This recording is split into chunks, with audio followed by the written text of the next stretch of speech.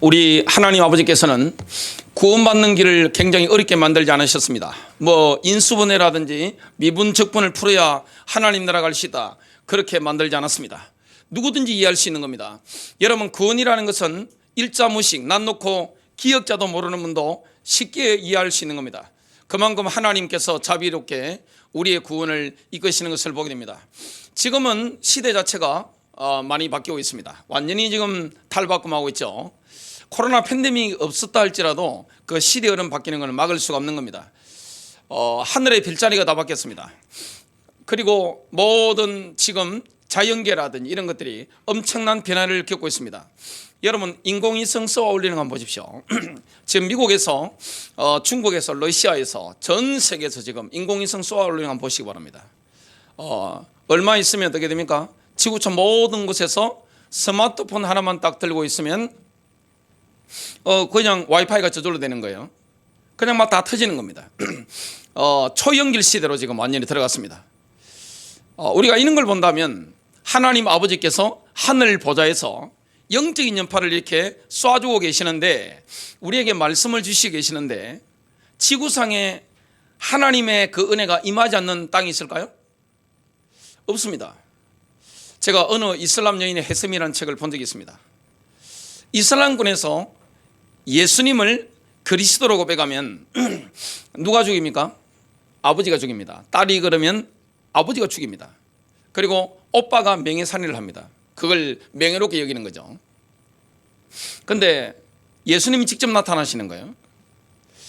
팔레스타인 그 지역, 그 땅에도 예수님이 직접 막 나타나셔가지고, 그거는 믿을 길이 없으니까 이슬람이니까 주님이 직접 부르는 겁니다. 이란 기독교인 엄청나게 지금 늘어나고 있습니다. 기독교 핍박 1위 국가인 북한의 기독교인들 확산되는 거 안 보세요. 왜냐? 생명이기 때문에 그렇습니다. 우리 주님께서는 이 복음의 빛을 북한 땅에도 강력하게 지금 비추고 계신 거예요. 기독교 핍박 엄청나게 강한 저 사우디아라비아 기독교 인구가 급증하고 있습니다. 이라크, 이스라엘 할 것 없이 전 세계 모든 곳에 복음이 막 들어가는 겁니다. 하나님이 지금 하늘의 연기를 다 열어버린 겁니다. 예배당에 나와 있지 않다 할지라도 지구상 어디에서든지 주님을 만날 이런 용의가 있다면 주님이 말씀 들을 수 있도록 이끄시고, 그리스도를 만나서 영생으로 이렇게 데려가시는 것을 보게 됩니다. 인간이 피할 수 없는 게 있습니다. 그게 뭡니까? 죽음입니다. 아무리 생물학적인 수명이 늘어난다 할지라도 인간은 죽을 수밖에 없습니다. 아담 이후로 모든 인간은 죄 때문에 죽습니다. 히브리서 9장 27절, 한 번 죽는 것은 사람에게 정해진 것이요 그 후에는 심판이 있으리니. 여러분, 이 땅에 좋은 게 많죠? 즐거운 게 많죠? 그러나 죽음 앞에 간다면 그게 무슨 유익이 있겠습니까? 다 놓고 가야 되는 겁니다. 이 땅에 있는 것은 소망이 될 수 없는 겁니다. 눈에 보이는 건 다 지나가는 거예요. 눈에 보이는 건 소망이 될 수 없습니다. 눈에 보이는 건 싹 다 지나갑니다. 그러나 내가 예수 그리스도를 만나서 하나님을 만나면 어떻게 됩니까? 참 소망을 가지게 되는 거죠. 영원한 소망, 새하지 않는 소망, 하늘의 모든 그 하나님이 예비하신 신령한 복들을 우리가 다 받아 누리게 되는 겁니다. 에베소서 1장에 보면 하나님이 구원받은 신자에게 예비하신 그 복이 열거하면요, 복의 리스트가 엄청납니다. 굉장히 긴 리스트가 에베소서 1장에 쫙 나옵니다. 그게 그 피로 구속받은 자에게 다 임하게 되는 거예요. 이런 21세기에 너무나 좋은 시대에 우리가 살고 있다는 게 얼마나 감사합니까? 옛날에는 100년, 200년, 300년 동안 사회 변화가 거의 없었잖아요. 지금은 어떻습니까? 군사기술 바뀌는 거 한번 보세요. 통신기술 바뀌는 거 한번 보세요. 엄청납니다. 100년 만에 바뀔 게 1년 만에도 확 바뀌어버립니다. 그리고 5년 만에 확 바뀌어버리는 거예요. 이런 시대에 우리가 살아간다. 얼마나 감사한 겁니까? 여기 우리가 적응하며 하늘의 복을 받으며 살아간다. 얼마나 감사한 겁니까? 여러분, 구원 얻는 믿음은 어려운 게 전혀 아닙니다. 주님은 모든 곳에서 부르시는 겁니다. 그리고 주님이 우리를 사랑하시기 때문에 구원하시기 위해서 우리를 어디로 인도하십니까? 섭리적으로 인도하시는 거예요. 섭리적으로 어떻게 됩니까? 양지 바른 길을 걸어갈 때는 이렇게 우리가 배가 부르고 등 따뜻하기 때문에 영적인 세계가 열리지 않다가 섭리적으로 고통이나 어려움을 딱 경험하면 어떻게 됩니까? 영계가 확 열리는 거예요. 갈망하게 되는 겁니다. 하나님을 갈망하게 되는 거예요. 구원을 갈망하게 되는 거예요. 내 인생의 한계를 느끼게 되는 거예요. 이때 주의 이름을 부르고 내가 구원을 받게 되는 겁니다. 얼마나 감사한 겁니까? 자비하신 하나님, 신실하신 하나님, 천지 만물을 창조하신 그 아버지를 우리가 만난다, 그리스도를 통해 만난다. 이게 엄청난 축복이죠. 오늘 이 믿음을 소유하고 누린다는 것은 엄청난 것이고, 이 믿음을 가지고 우리가 가는 곳마다 전파한다는 거, 주님 얼마나 기뻐하실까요? 주님은 뭘 기뻐합니까? 구원입니다. 사람을 생명으로 인도하기를 원합니다. 살리길 원하는 거예요. 오늘 이 구원 얻는 믿음이 저와 여러분에게 그대로 계시적인 은혜로 여러분 마음에 영에 임하는 시간 되시길 주님 이름으로 축복합니다. 첫 번째입니다. 상상 임신을 하고 있는 사람은 영혼의 문턱에서 절망하지만, 예수 생명을 소유한 사람은 이 땅과 영혼에서 생명의 잠재력을 누리게 됩니다. 여러분, 상상 임신이라고 들어보셨을 겁니다. 여러분, 상상 임신하면 어떻게 되는지 아세요? 의사들도, 산부인과 의사들도 10몇 %가 상상 임신한 사람을 실제 임신으로 오진했습니다. 왜냐? 상상 임신한 사람과 실제로 임신한 사람에게 신체적인 나타나는 변화가 거의 유사한 거예요. 일단 어떻게 됩니까? 생리가 불규칙해지는 겁니다. 어떤 경우에는 생리가 딱 스톱돼 버리는 거예요. 또 상상 임신하면 어떻게 됩니까? 이게 배가 불러오는 거예요. 헛구역질이 나오는 거예요. 야, 어떻게 그럴 수 있습니까? 실제 임신회 때 있는 신체 변화가 상상 임신한 사람들에게 막 나타나는 거예요. 상상 임신이 왜 나타나는지 여러 가지 학설이 있는데 그게 뭐 확정된 건 아직 없다고 하더라고요. 자료를 보니까. 근데 상상 임신하면 본인이 자각하는 증상이 뭐냐? 내가 임신했다고 확신하는 겁니다. 굉장히 많습니다. 증상이 막 나타나는데 어떻게 하세요? 내가 교회를 다니면서 내가 예수 믿는 응답, 정상 여러 가지 나타난단 말이죠. 실제 내게서 예수 생명이 없는데 상상 임신하면 문제가 뭐죠? 아니 뭐 10개월이 되면 애가 나와야 되잖아요. 안 되면 8개월이라도 애가 나와야 되는 거 아니에요. 아니면 조산아가 7개월 만에 나와야 되는데 중요한 거는 아기가 안 나온다는 게 문제입니다. 여러분, 교회 다니면서 상상 임신할 수 있는데 그 가능성이 가장 높은 사람이 누굽니까? 바로 모태신앙이라고 하는 어머니 뱃속에서부터 교회 다니는 분들입니다. 가장 위험합니다. 복음이 너무 쉬운 거잖아요. 여러분, 지식인들이 복음 들으면 얼마나 수준 낮아요? 사람이 음식을 먹는데 간이 안 되면 맛이 없잖아요. 간에 대야 맛있잖아요. 간 잘된 음식점에 한번 가보세요. 딱 입에 붙잖아요.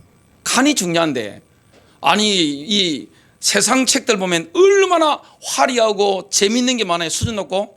근데 복음에 대해서는 어떻습니까? 이 성경책 보면요, 너무 싱거운 거예요. 이게 너무 싱거운 거예요. 그리고 이 복음이라는 것은 뭡니까? 제가 죽음 직전에 있는 분들에게 1분만 해도 복음 전했는데 그 사람 변화됐습니다. 3분만 해도, 5분만 해도, 10분만 해도 진짜 예수 믿었습니다. 그런데 상상 임신한 분들 어떻습니까? 잘 믿는 것처럼 확신하고 있습니다. 상상 임신하면요, 실제 임신한 사람처럼 확신한다는 겁니다. 그게 상상 임신 정상의 1위예요. 배가 막 불러온다니까요. 그냥 내가 잘 믿는 줄 안다니까요. 어머니 뱃속에서부터 교회 다니기 때문에 교리적인 지식 얼마나 많이 외웠겠어요? 성경 암송됐겠죠. 많이 알고 있습니다. 교회 생활을 어떻게 하면 되는지 알고 있습니다. 상상 임신이 가장 가능성 높은 사람들을 제가 경험해 보니까 신학교 간 분들, 본인 잘 믿는 줄 알잖아요. 제가 1996년도인데 어떤 부교육자 수련회 전도사님들 100몇십 명이 모여가지고 수련회 하는데 그 세미나에 저도 참석해서 듣는데 숙식을 같이 하니까 어떤 전도사님에게 복음의 기본 진리를 설명했습니다. 근데 이분이 갈망하는 상태이기 때문에 그 복음의 기본 진리에 반응한 거예요. 어떤 일이 났는지 아세요? 그날 밤에 이분이 그리스도를 정말로 인격적으로 모셔드리고 영접하고 변화된 겁니다. 울고불고 난리 났죠. 근데 이분 그 직후에 영접하거나 직후에 이야기했습니다. 자기는 구원의 확신이 없었대요. 생명이 없었답니다. 그리고 본인이 다니고 있는 대한민국의 주류 기독교 교단 중에 하나인데 엄청나게 큰 신학교가 있습니다. 그 대학교 다니는데 복음의 근본 진리가 예수 십자가 부활 이 근본 진리가 맞다면 자기가 다니는 한국 메이저 신학교인데 거기는 마귀 소굴이라는 겁니다. 저는 그 신학교를 가본 적이 없어요. 저하고 교단이 완전히 달랐기 때문에. 여러분 상상임신한 분들이 얼마나 많습니까? 그런 분들이 나중에 목사 안수 받죠? 실제 예수 알 믿는 것처럼 보이잖아요. 그리고 어릴 때부터 뱃속에서부터 교회를 다니기 때문에 내가 너무너무 잘 믿는 걸로 확신하고 있습니다. 이게 얼마나 안타까운 일입니까? 근데 언제 좌절합니까? 영혼의 문턱 가운데 앞에 가면 좌절합니다. 교회 중직자로 부름받은 분들 가운데 상상임신한 사람이 얼마나 많을까요? 굉장히 많습니다. 이 구원이라는 것은 어떻습니까? 하나님과 본인 외에는 잘 모르죠. 그리고 본인도 잘 모르는 경우가 있습니다. 죽을 위험에 딱 가면 오늘 이 순간 하나님 만날 수 있어요? 제가 물어봤습니다. 자신 없다는 겁니다. 그게 뭐죠? 아직 없는 거예요. 실제 없는 거예요. 구원에 대한 지식은 다들 알고 있지만 없는 거예요. 쉽게 말하면 뭡니까? 옛날 그 뽑기 많이 했는데 여러분이 뭡니까? 꽝이에요.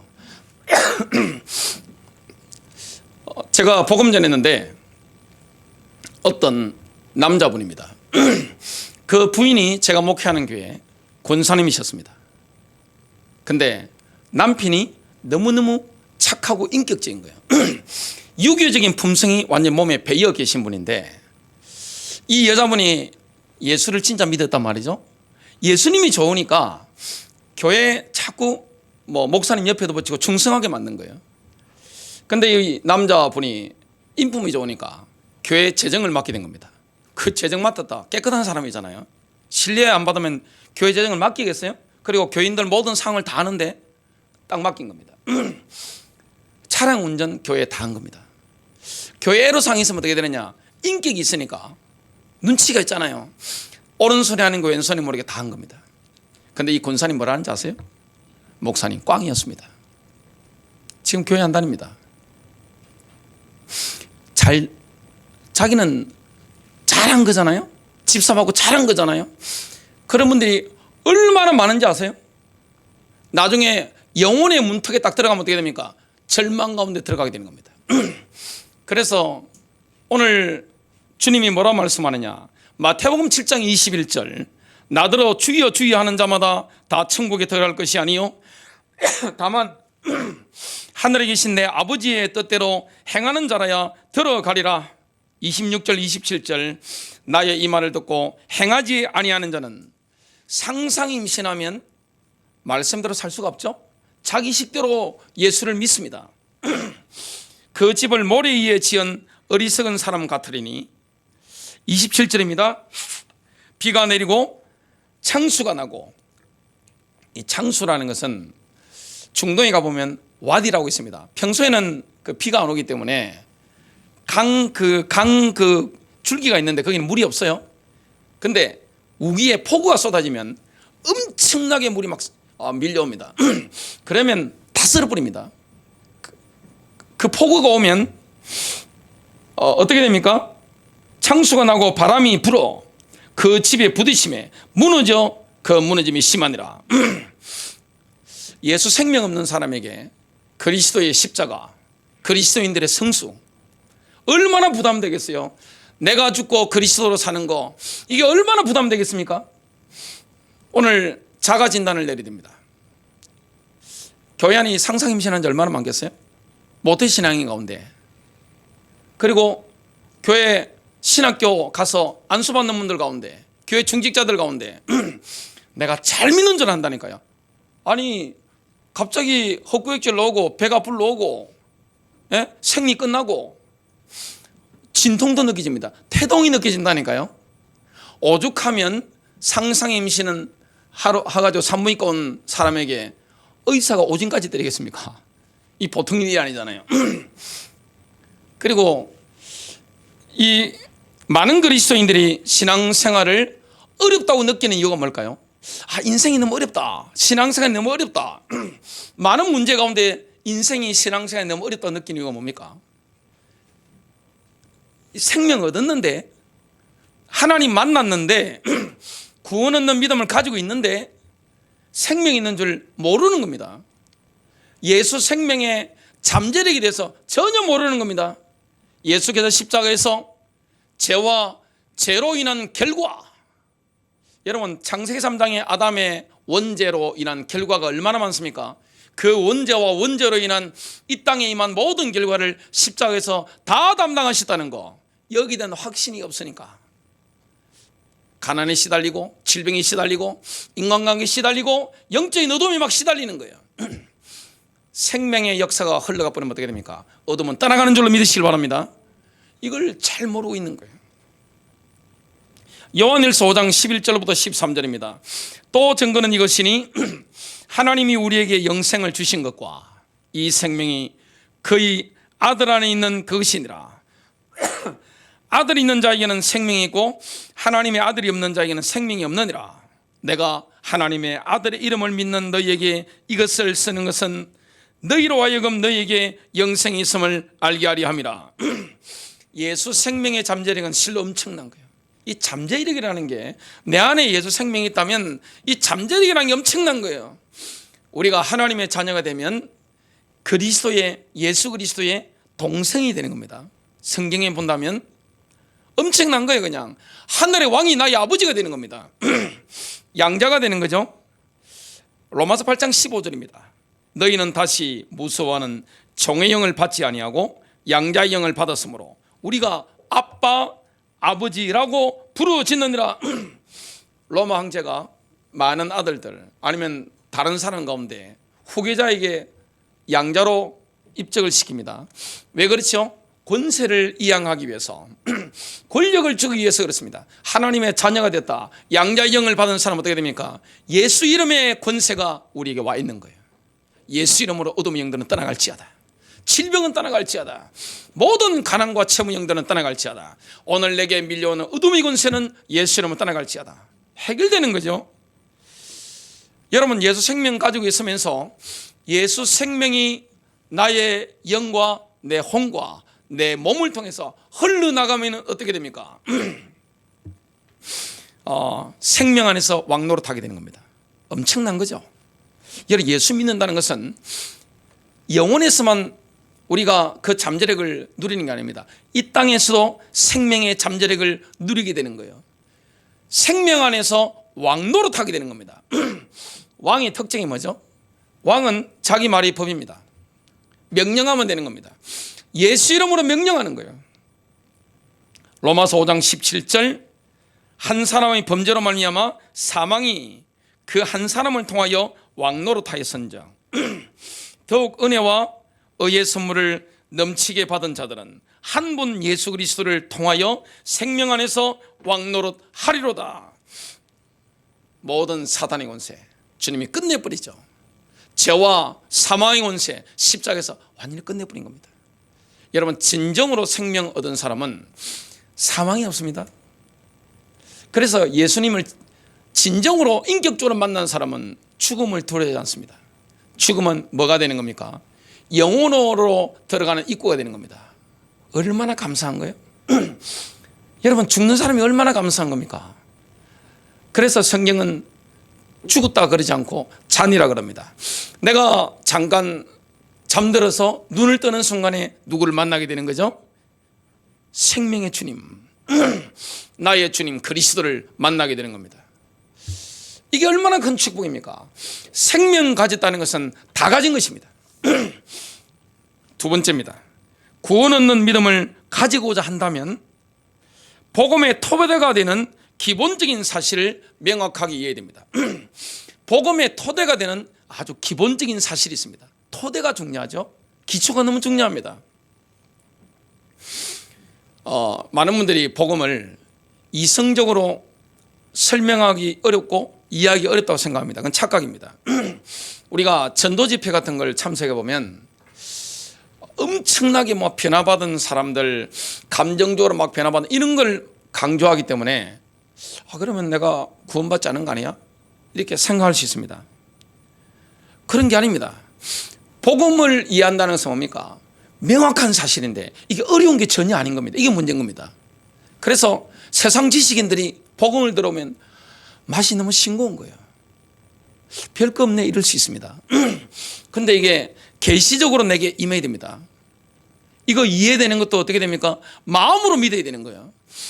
복음의 진리를 뭡니까? 마음으로 영으로 받아들이는 겁니다. 이 누구의 은혜입니까? 하나님의 은혜입니다. 제가 예수를 믿는다. 저도 이해가 안 돼요.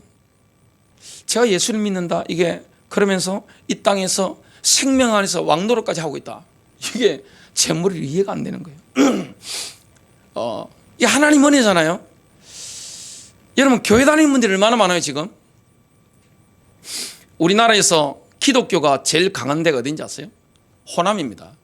전라남북도 보니까 약 절반이 교회 다니더만요. 이게 퍼센트 넣은 겁니다. 이거는 기독교에서 가장 강세를 보이는 게 천주교입니다. 로마 가톨릭. 그리고 기독교가 개신교가 수도권에서 엄청나게 강합니다. 전 세계에서 가장 큰 교회들이 서울에 다 몰려 있습니다. 기독교 비율이 가장 높은 데 어딘지 아세요? 제 고향입니다. 80%가 불교더만요. 서부 경남 제일 우리나라에서 불교가 센 데가 합천군, 창녕군, 어령군 80%가 넘습니다.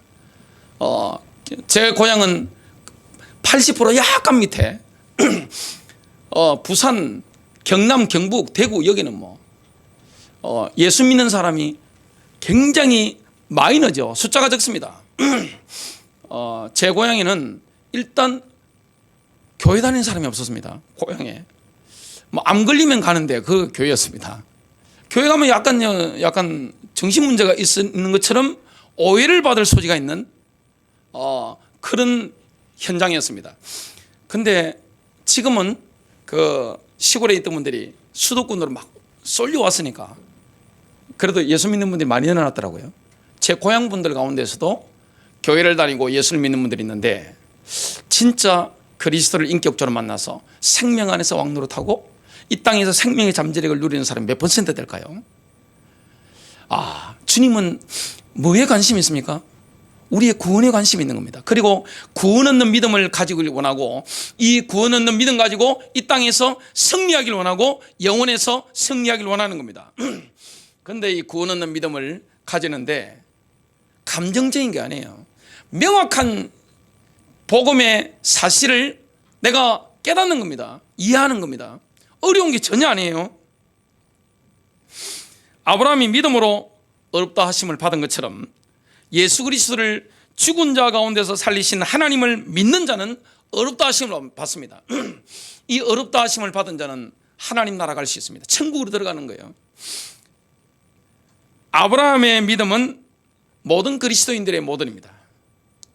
믿음의 조상이 누굽니까? 아브라함. 그러면 우리가 아브라함처럼 믿으면 되는 거예요. 아브라함은 행위로서 하나님 앞에 어렵다 하심을 얻은 게 아니라 믿음으로 어렵다 하심을 얻었습니다. 우리도 마찬가지입니다. 여러분 구원 얻는 믿음을 소유했다고 해서 갑자기 성자가 되고 있는 거 아니에요. 신분적으로는 성자가 된 게 맞죠. 신자, 성도가 된 게 맞는데 진짜 예수님처럼 이렇게 성숙하려면 시간이 걸립니다. 근데 성숙하는 것도 개인차가 엄청 큽니다. 상당히 큰 거예요. 오늘 로마서 4장 23절부터 25절입니다. 그에게 의로 여겨졌다 기록된 것은 아브람만 위한 것이 아니요 의로 여기심을 받은 우리도 위함이니 곧 우리 예수 우리 주를 죽은 자 가운데서 살리신 이를 믿는 자니라. 예수는 우리가 범죄한 것 때문에 내줌이 되고 또한 우리를 어렵다 하시기 위하여 살아나셨느니라. 로마서 4장 23절부터 25절에 보면 지금 복음의 기본 진리가 몇 가지가 나옵니다. 예수님께서 우리의 죄 때문에 십자가에서 매어 달리셨다. 그 다음에 하나님께서 그리스도를 죽은 자 가운데서 다시 살리셨다. 이 사실을 믿는 자는 어렵게 된다. 아브라함처럼 어렵게 된다. 이겁니다. 바울은 고린도에 있는 그리스도인들에게 자기가 전한 복음을 통하여 구원받았음을 상기시키면서 복음의 기본 진리를 다시금 설명합니다. 내가 너희들에게 전한 복음이 바로 이거야. 이 복음을 듣고 너희가 구원받아서 그 진리를 뭡니까? 너무 단순한데 다시금 상기시켜 주는 거예요. 고린도전서 15장 1절부터 4절입니다. 형제들아 내가 너희에게 전한 복음을 너희에게 알게 하노니 이는 너희가 받은 것이요 또 그 가운데 선 것이라. 너희가 만일 내가 전한 그 말을 굳게 지키고, 그 말이 뭡니까? 복음입니다. 복음을 굳게 잡고 헛되이 믿지 아니하였으면 그로 말미암아 구원을 받으리라. 그로 말미암아 이게 뭡니까? 복음을 통하여 구원을 받은 것이다. 이런 뜻입니다. 내가 받은 것을 먼저 너희에게 전하였노니, 바울이 먼저 받고 전달한 겁니다. 복음이라는 게. 근데 이게 어려운 게 전혀 없습니다. 여러분, 예수 믿는 건요 어려운 게 전혀 없어요. 너무 쉽기 때문에 머리에 먹물 많이 들어간 사람들 볼 때 맛이 없는 거예요. 별거 아니네. 1분만 해도 이해할 수 있는 게 복음이에요. 그리고 3분만 해도 이해가 가는 게 복음이에요. 그러니까 어떻게 됩니까? 시시하게 보이는 겁니다. 뭔가 어마어마한 게 있어야 되는 것처럼 구원받는데, 그런데 그 착각입니다. 전하였노니, 전달하였노니 이는 성경대로 그리스도께서 우리 죄를 위하여 죽으시고 장사 지낸 바 되셨다가 성경대로 사흘 만에 다시 살아나사. 바울이 전한, 고린도에 가서 전한 복음의 기본 진리 세 가지가 뭡니까? 그리스도께서 우리 죄를 위해서 십자가에 매어 달리셨다. 그분이 장사 지낸 바 되셨다. 무덤에 들어가셨다. 성경대로 사흘 만에 다시 살아나셨다. 하나님이 그리스도를 죽은 자 가운데서 다시 살리셨다. 이겁니다. 그러면 로마서 4장과 고린도전서 15장을 나란히 놓고 검토해 본다면 복음을 구성하는 기본 토대가 무엇인지, 기본적인 사실이 뭔지가 명확하게 결론이 나옵니다. 뭡니까? 예수님께서 우리 죄를 위해서 십자가에 매어 달리신 겁니다. 내 죄 때문에 달리신 겁니다. 그리고 주님은 장사 지낸 바 되신 겁니다. 하나님께서 그 그리스도를 그리스도라는 증거로 죽은 자 가운데 다시 살리신 겁니다. 이 사실을 믿는 자는 어떻게 됩니까? 하나님 앞에 어렵다함을 입는 겁니다. 하나님의 의를 받아야만이 하나님 나라 갈 수 있는 겁니다. 이게 행위하고는 전혀 관계가 없습니다. 행위라는 것은 뭡니까? 성숙으로 인도받는 거죠. 그래서 이 성수가 하는 것은 어떻게 됩니까? 개인차가 너무 큽니다. 그리고 생명 없는데 상상 임신한 것과 진짜 예수 생명을 소유한 거, 이거 하나님과 본인 외에는 모릅니다. 남이 알 수가 없어요.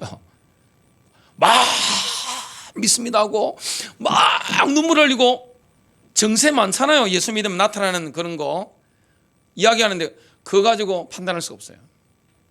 근데 뭐는 분별할 수 있는가 하면 형제 사랑 이런 부분, 그것도 개인차가 크죠.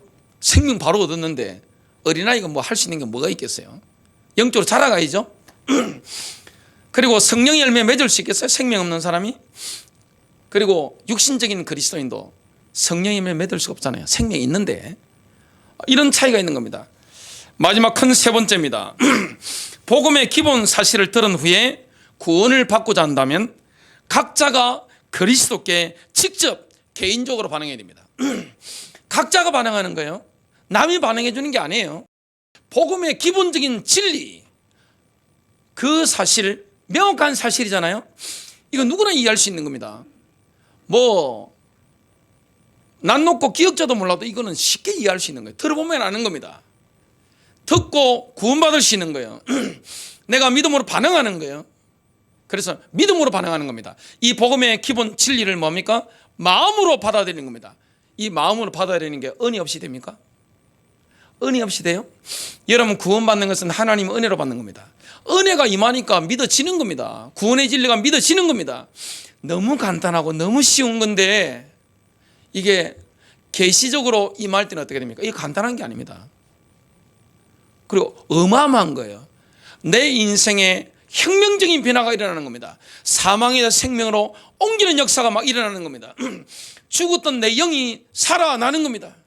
영안이 열리고 영적인 귀가 열리는 영적인 감각이 생기는 이런 게 되어지는 겁니다. 하나님의 은혜잖아요. 여러분, 구원받는 거 하나님의 은혜입니다.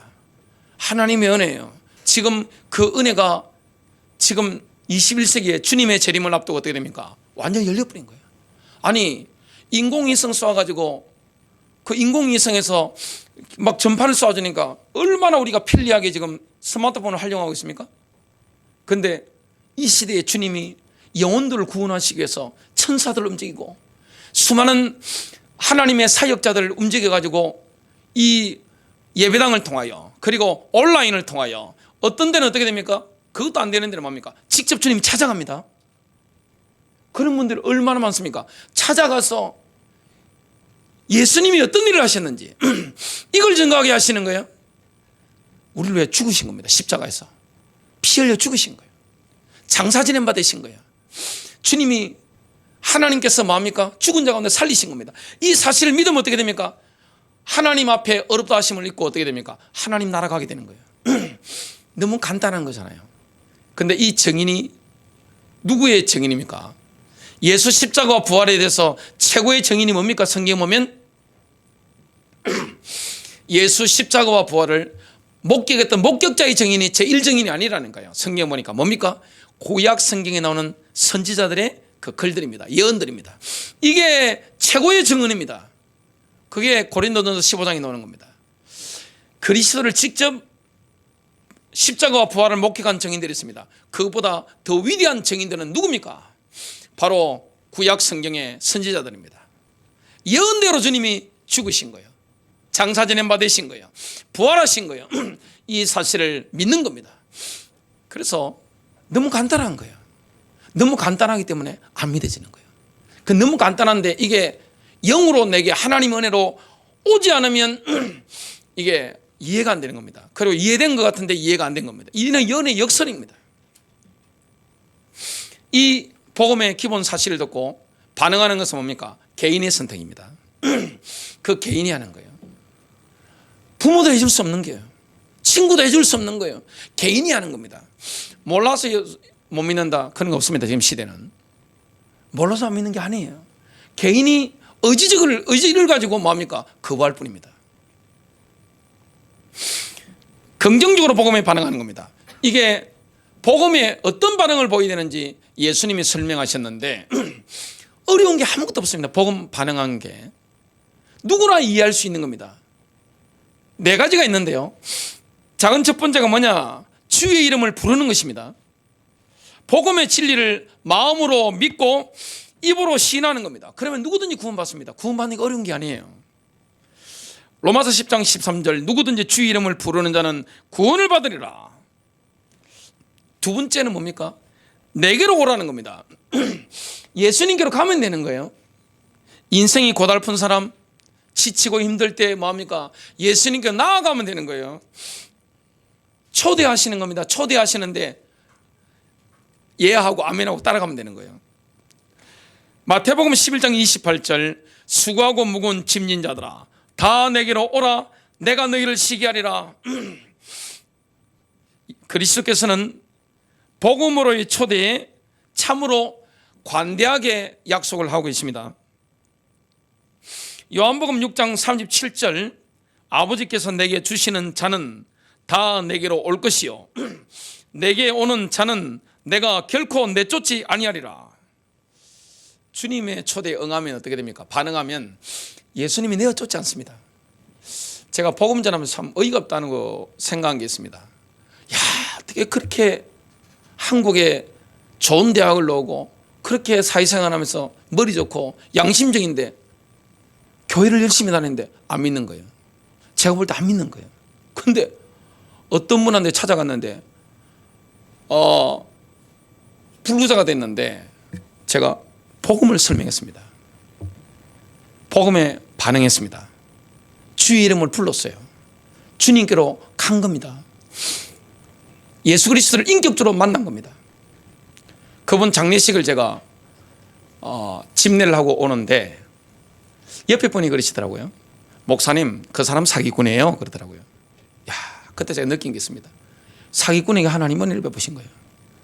이해가 안 되는 거예요. 저는 제가 예수 믿는 게 이해가 안 됩니다. 하나님의 은혜라고밖에 이해가 안 되는 겁니다. 어떻게 교회를 다니면 약간 정신문제 있는 사람처럼 취급받고 모자라는 사람 취급받는 그런, 제가 서부 경남에서 어령에서 나왔는데 이해가 안 되는 거예요. 제가 예수를 믿고 십자가의 복음에 감격하고 성령으로 날마다 살아간다, 승리한다, 예수 생명 안에서 왕노릇한다. 이거 이해가 됩니까? 이해할 수 없는 거예요. 어거스틴이 고백한 게 있습니다. 하나님 나를 사랑하신다니. 이해가 안 된다는 거예요. 지구상에서, 마치 지구상에서 사랑하는 사람이 나밖에 없는 것처럼 사랑하신다는 게 이해가 안 된다는 거예요. 하나님 은혜입니다. 하나님이 은혜 주시니까 믿어지는 거예요. 믿음으로 반응하게 되는 거예요. 그래서 복음에 대한 반응은 개인의 선택입니다. 누구든지 개인의 선택이에요. 또 세 번째 어떤 반응을 합니까? 마시면 되는 겁니다. 내게로 와서 마시라. 예수님이 초대하시는 겁니다. 예수님이 야곱의 우물가에서 사마리아 여인에게 말씀하시면서 영원히 목마르지 아니하리라는 약속을 주셨죠. 예수님께서는 영적인 목마름으로 시달리는 사람들에게 내게로 와서 마시라, 이런 초대를 하십니다. 요한복음 7장 37절, 누구든지 목마르거든 내게로 와서 마시라. 요한계시록 22장 17절, 성령과 신부가 말씀하시기를 오라 하시는도다. 듣는 자도 오라 할 것이요, 목마른 자도 올 것이요, 또 원하는 자는 값없이 생수를 받으라 하시더라. 네 번째 반응은 뭡니까? 너무 쉬운 거예요. 영접하는 겁니다. 너무 쉬운 거예요. 믿음으로 영접하는 거예요. 복음의 진리를 마음으로 믿고 그리스도를 개인적으로 영접하면 하나님께로 난 자가 되는 겁니다. 바로 거듭나는 거예요. 제2의 탄생이죠. 요한복음 1장 11절부터 13절, 자기 땅에 오매 자기 백성이 영접하지 아니하였으나 영접하는 자 곧 그 이름을 믿는 자들에게는 하나님의 자녀가 되는 권세를 주셨으니 이는 혈통으로나 육정으로나 사람의 뜻으로 나지 아니하고 오직 하나님께로부터 난 자들이니라. 복음의 진리에 믿음으로 반응한 개인적인 경험이 없는 사람은 절대 하나님 나라 들어갈 수 없습니다. 개인이 인격적으로 진실하게 반응한 적이 없다, 하나님 나라 못 들어갑니다. 요한복음 3장 3절, 예수께서 대답하여 이르시되 진실로 진실로 내게 이르노니 사람이 거듭나지 아니하면 하나님 나라를 볼 수 없느니라. 자, 주님은 어떤 약속을 합니까? 내가 그에게로 들어가겠다 말씀합니다. 진짜 영접하면. 요한계시록 3장 20절입니다. 볼지어다 내가 문 밖에 서서 두드리노니 누구든지 내 음성을 듣고 문을 열면 내가 그에게로 들어가 그로 더불어 먹고 그는 나로 더불어 먹으리라. 여러분, 복음을 듣고 개인적으로 반응하는 데는 뭡니까? 믿음이 필요합니다. 진짜 믿는 거예요. 내가 진짜 믿는 겁니다. 이 복음의 진리를 뭡니까? 지적 동의로 믿고 상상 임신해 가지고는 아무런 능력이 없어요. 그리고 생명 얻었는데 얻은 줄 모르는 분들이 있죠. 생명의 잠재력을 누릴 수가 없는 거예요. 그런데 예수 생명을 대부분 다 알죠. 본인이 거의 다 압니다. 99%는 본인이 알아요. 왜냐? 성령이 우리와 더불어, 우리 영과 더불어 내가 하나님 자님을 자꾸 증거하시잖아요. 압니다. 왜 모르겠어요? 그러면 어떻게 됩니까? 이 땅에서 생명 안에서 왕노릇하며 사는 겁니다. 결론 맺습니다. 복음의 기본적인 근본적인 이 사실, 명확한 사실을 듣고 믿음으로 반응한 사람은 이 땅에서 하나님의 사랑, 하나님의 임재를 강력하게 느낍니다. 영혼으로 들어갈 때는 어떻게 됩니까? 웃으면서 들어갑니다. 미소를 짓는 거예요. 죽는 순간에 어떻게 됩니까? 미소가 생기는 겁니다. 웃는 거예요. 왜냐? 천사가 나를 데리러 왔거든. 아버지 집에. 얼마나 감사합니까? 승리하시길 바랍니다.